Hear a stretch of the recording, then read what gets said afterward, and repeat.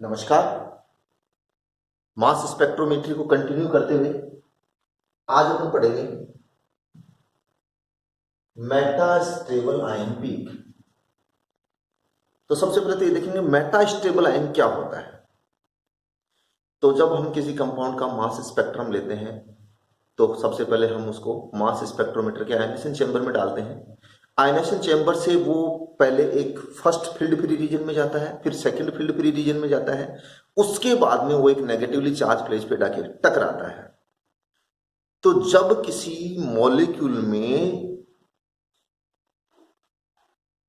यदि M plus ion बन गया वो, अथवा उसका कोई फ्रेगमेंट आयन हो, किसी भी कंपाउंड का M प्लस आयन अथवा कोई भी फ्रेगमेंट आयन जो आयनेशन चैम्बर से बाहर निकल चुका है, और आयनेशन चैम्बर से बाहर निकलने के पश्चात वो जो मास स्पेक्ट्रोमीटर है उसकी सेकंड फील्ड फ्री रीजन में चला गया, और उस सेकंड फील्ड फ्री रीजन में वो जो फ्रेगमेंट आयन है अथवा मोलिकुलर आयन है उसमें फर्दर फ्रेगमेंटेशन हो गया। और जब फर्दर फ्रेगमेंटेशन होता है तो जो हमारे पास नया कैटाइन अथवा रेडिकल कैटाइन बनता है हम उसे मेटा स्टेबल आयन कहते हैं। और उस मेटा स्टेबल आयन की जो मास स्पेक्ट्रम में पीक आती है उसे हम मेटा स्टेबल आयन पीक कहते हैं। क्या कहते हैं? मेटा स्टेबल आयन पीक कहते हैं। अब हम एक उदाहरण लेंगे कि कैसे मेटा स्टेबल आयन बनता है। तो ये अपने पास एक कंपाउंड है,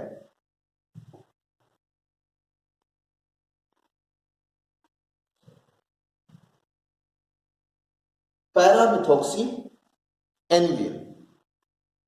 तो जो पैरामिथॉक्सी एनिलीन है, इस एनिलीन में हमने क्या किया, पहले इलेक्ट्रॉन का बॉम्बार्डमेंट किया जिससे रेडिकल कैटाइन बना, यानी ये क्या बन गया अपने पास मॉलिक्यूलर आयन बन गया। ये मॉलिक्यूलर आयन का फर्दर फ्रेगमेंटेशन हो गया, कहां पर?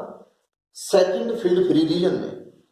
तो जब सेकंड फील्ड फ्री रीजन में इसका फर्दर फ्रेगमेंटेशन हुआ, क्या निकल गया? मेथिल फ्री रेडिकल बाहर निकल गया। और जब मेथिल फ्री रेडिकल बाहर निकल गया तो हमारे पास यहां से देखिए ये CH3 फ्री रेडिकल बाहर निकल जाएगा, इसके ऊपर क्या आ जाएगा? Free radical. फिर अपने पास जो ये बॉन्ड्स हैं उनका क्या हो जाएगा? रीअरेंजमेंट। ये इधर चला जाएगा, ये इधर आ जाएगा, यहां पे डबल बॉन्ड आ जाएगा। तो ये देखो अपने पास डबल बॉन्ड आ गया है। फिर यहां पे फ्री रेडिकल आएगा, उस फ्री रेडिकल के साथ ये वाला फ्री रेडिकल जुड़ जाएगा, इसके साथ इधर, और यहां से ये वाला फ्री रेडिकल इधर। तो डबल बॉन्ड यहां भी आ गया, यहां भी आ गया। ये देखो यहां भी डबल बॉन्ड आ गया, यहां भी डबल बॉन्ड आ गया, और यहां भी अपने पास क्या आ गया? डबल बॉन्ड आ गया।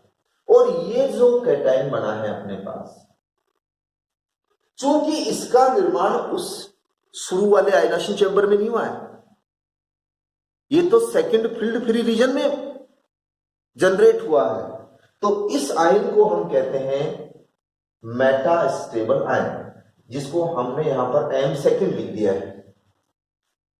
और इसकी जो पीक आएगी उसे क्या कहेंगे? Meta stable ion peak. तो मेटा स्टेबल आयन का निर्माण कहां हुआ? सेकंड फील्ड फ्री रीजन में, आयनेशन चैम्बर में नहीं हुआ। इसका जो मास होता है वो मास इसके मास से क्या होता है?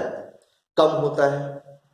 अब मान लीजिए हम इस आयन का मास कैलकुलेट करें, तो इस आयन का जो मास हमारे पास आता है कैलकुलेट करने पर 108। तो हम क्या एक्सपेक्ट कर रहे हैं कि जो ये मेटा स्टेबल आयन बना है, इस मेटा स्टेबल आयन की जो पीक है वो कितने पे मिलेगी? 108 पे एक्सपेक्टेड है।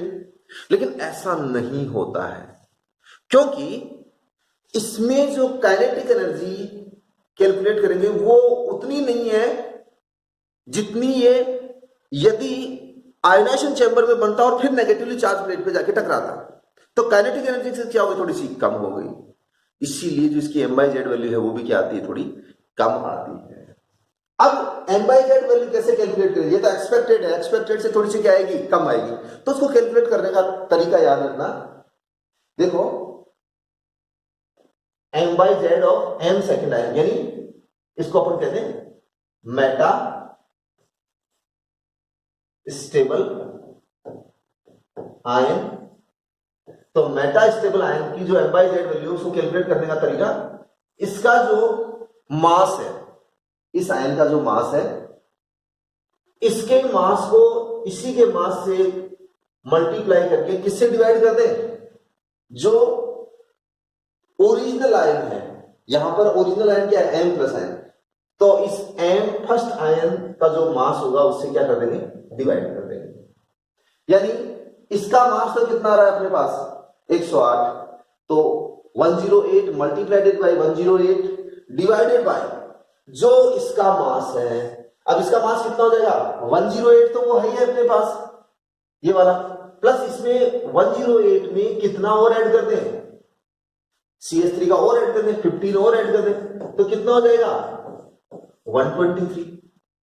तो इसको कितने से डिवाइड कर दें? 123 से डिवाइड कर देंगे। तो ये 123 है और ये अपने पास क्या है? 108, और ये भी क्या है? 108। और ये मैंने आगे कैलकुलेट कर दिया है। ये देखिए, ये हमारे पास 108 मल्टीप्लाइडेड बाई 108 डिवाइडेड बाई 123, और इसको सोल्व करने पे जो वैल्यू आती है अपने पास वो आती है 94.8। इसका मतलब ये हुआ कि जो मेटा स्टेबल आयन बनता है, उस मेटा स्टेबल आयन की पीक की M by Z value expected से कम आती है। अब वो कितने पे आएगी वो इस फॉर्मूले के द्वारा अपन कैलकुलेट कर लेंगे। यानी मेटा स्टेबल आयन है, उसका मास मल्टीप्लाइडेड बाई उसी का मास डिवाइडेड बाई जो ओरिजिनल अपने पास आयन था, जो मदर आयन है, उससे डिवाइड करना है। तो ये ज्यादा वाला मास नीचे आएगा सिंपल सा, और जो कम वाला मास है वो ऊपर आएगा। सोल्व कर लेंगे तो ये आएगा। अब इसमें थोड़ा ध्यान रखना कि जो मेटा स्टेबल आयन की एम बाई जेड वैल्यू है वो होल नंबर में नहीं आती है, वो फ्रैक्शनल वैल्यू होती है। तो आपके पास यहां डेसिमल के बाद कोई ना कोई डिजिट देखने को मिलेगा। ये मेटा स्टेबल आयन की खास बात है। इसीलिए मेटा स्टेबल आयन को हम आसानी से आइडेंटिफाई कर सकते हैं, किसके द्वारा? Fractional M by Z value के द्वारा। तो जहां पर भी फ्रैक्शनल में आ रही है अपने पास एम बाई जेड वैल्यू, वहां ज्यादातर केसेज में मान के चलना कि क्या है अपने पास? वो मेटा स्टेबल आयन की पीक है। अब जो मेटा स्टेबल आयन पीक है उसका फायदा क्या है, मतलब क्या एप्लीकेशन है? तो जो मेटा स्टेबल आयन पीक है वो हमारे को एक एक्स्ट्रा एविडेंस देती है स्ट्रक्चर इल्यूसिडेशन में। कैसे? कि जैसे मान लीजिए अपन ने किसी कंपाउंड का स्ट्रक्चर निकाल लिया, और किसी कंपाउंड का स्ट्रक्चर निकालने के पश्चात वो सही है या गलत है, ये अपने को थोड़ा सा क्या रहता है, वो रहता है कि हाँ कहीं गलत तो नहीं निकाल दिया।